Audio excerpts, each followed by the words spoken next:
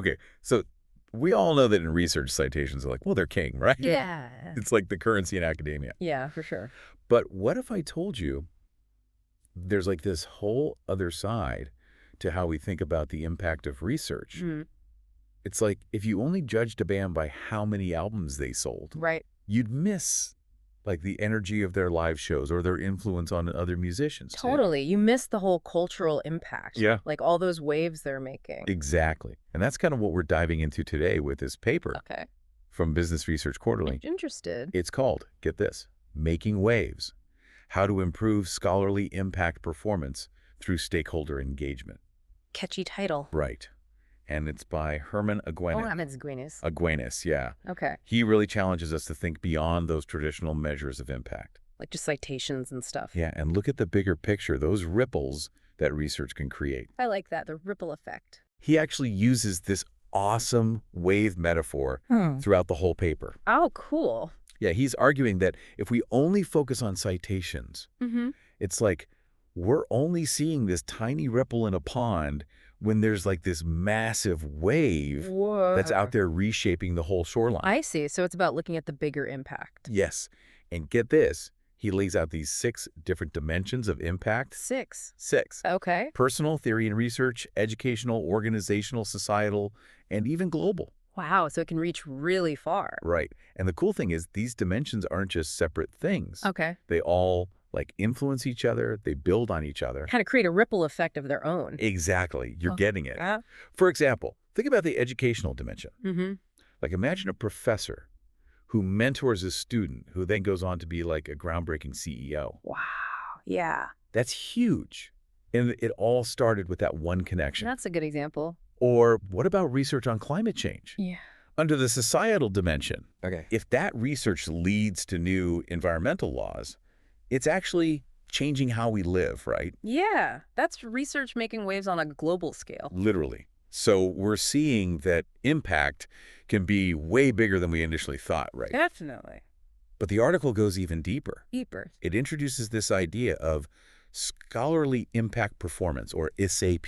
SIP. Okay. And this is where things get really interesting. It's about going beyond just the potential for impact and actually like taking action. So not just having a good idea, but actually making it happen. Exactly. It's not enough for research to just sit on a shelf gathering dust. Right. Researchers, institutions, we all need the work to make it create real change in the world.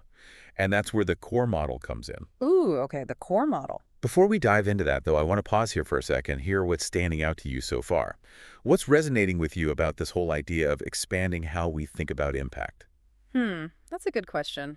I'll have to think about it for a minute. Hold on to that thought, and we'll unpack the core model and see how it helps us actually turn these ideas into action. So this core model, it's kind of like our guide Mm-hmm. to making sure research actually has an impact. Yeah. It breaks down that scholarly impact performance, SIP, yeah. SIP, right, into 3 main parts. Okay. Capacity, opportunity, and relevant exchanges. So it's more than just having like a brilliant idea or Right. amazing research, right? Totally, yeah. It's about having what you need to actually make that idea matter. Yeah, like having the capacity to actually turn that research into real-world change. And that's capacity, right? Exactly. It's all about like the skills, the resources that researchers have. Okay. It's the foundation, Okay. yeah, the base for making those waves, you know. I like that. So it's things like, I don't know, being able to do good research Absolutely, yeah. and also explaining complicated stuff clearly. Yes. Communication is key. Oh, and having the right support too, right? Definitely. You need the right people, the right resources. But I'm guessing just having all that isn't enough. You're right. It's not a guarantee. You need the chance to actually use it. Exactly. Opportunity. That's the second part. Okay, so opportunity, what's that all about? Well, think about it. It's the roles researchers play, Okay. the platforms they use to share their work. So that could be like presenting at a conference Totally. Yeah. or working with like a company on a project, Absolutely. Or even talking to people who make policies. getting the research out there to the people who can use it. Exactly. Okay, and then there's that third piece. Relevant exchanges. Yeah. So this is all about building those connections. Yeah. Building relationships with people outside of just the research world. So it's like researchers working with like community groups Definitely. or Yeah. talking to journalists Mhm. or just, having conversations with people who aren't researchers. All that. because it helps connect research with the real world, you know? I see. It bridges that gap. Exactly. So this core model, it's really pushing us to be proactive. Yes. It's not enough to just hope that people notice your research. You got to get out there and make it matter. Exactly. And the cool thing is, Yeah. this core model, it works for individuals, right? Yeah, for sure. Like researchers who want to make a difference, but it also works for whole organizations. Like universities and research institutions? So they can create a whole culture of impact. Yep. Exactly. And that brings us to the Personal Impact Development Plan. PIDP, yeah. Sounds important. It is. Think of it like a roadmap. Okay. It helps researchers figure out how to make a difference. Their own personal guide. Exactly. Like, what do they want to achieve? Mm-hmm. Who do they want to reach? That helps them actually do it. Right. It helps them figure out what skills they need to learn, what opportunities to go after, what connections to make. So they can navigate those waves of impact. Uh-huh. Yeah, you got it. But the article also points out that not all universities are the same. Yeah, they're all unique. So, like, a university that's really focused on research, it's going to have a different approach to impact than one that's mostly about teaching. Right. Right. Absolutely. And the article even talks about universities in developing countries. Okay. They face their own unique challenges. So it's not a one-size-fits-all approach. Definitely not. It's about figuring out what works best for you and your goals. And your research, right? Right, exactly. And it's also recognizing that impact can look different in different places. Yeah, for sure. Yeah. It's not always about publishing in the biggest journals. Or getting the most citations. Yeah, sometimes the most meaningful impact happens on a smaller scale. In a specific community. Mm. Or even just one powerful interaction. You got it. That's such an important point. It's not always about these big, flashy things. No, not at all. It's about making a difference wherever you are. Absolutely, with whatever you have. And that actually brings up a really big question. What's that? If we're saying impact is more than just these traditional measures. Like citations. Yeah, how do we actually see it? How do we know if research is actually making those waves? Yeah, that's the question, isn't it? How do we actually measure it if it's not just about citations? Well, luckily, the article talks about that, too. Oh, good. It points out how those old ways of measuring impact, like just counting citations, Right. they don't really capture the whole picture. Yeah, it's like trying to measure how deep the ocean is with like a tiny ruler. Exactly. So we need new tools, right?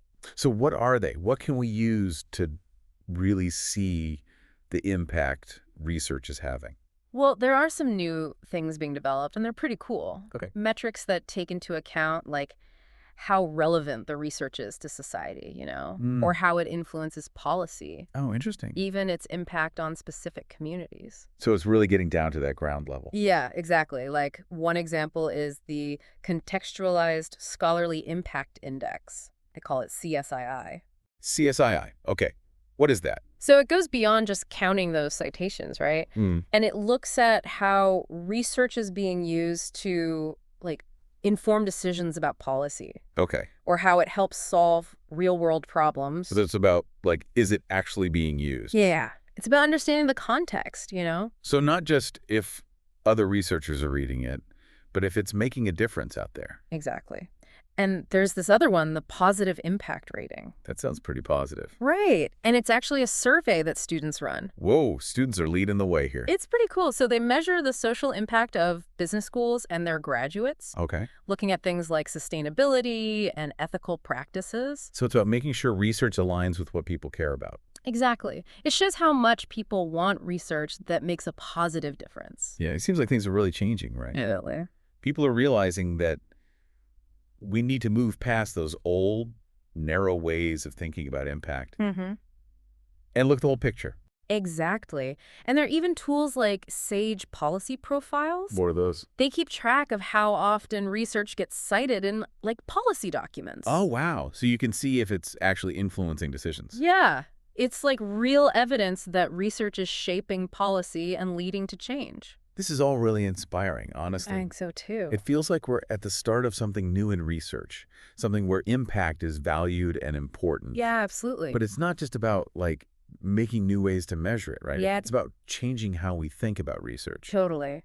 We need to encourage researchers to think about impact from the very start. Yeah, build it into the process from day one. Exactly. So before we wrap up our deep dive today, I want to turn back to our listeners. Yeah. What's sticking with you from all this? Hmm? What new ideas have come up about your own work? Yeah, and the kind of impact you want to have. And building on that, I want to leave you with a question to ponder. If you could create the perfect system for measuring the real impact of research, what would it look like? That's a great question. What would you include? What factors would be most important? It's a challenge, for sure, to step outside those old ways of thinking and imagine something totally new. Yeah, but that's where the real innovation happens. Exactly, and that's where we, as a community of researchers, need to focus. I agree. Well, this has been a fascinating conversation. To our listeners, we highly recommend you check out the full article by Herman Aguinis. You'll find a link in our show notes. And as you continue your research journey, remember to think big, be bold, and always keep those waves of impact in mind. Well said. That's all for our deep dive today. Thanks for joining us.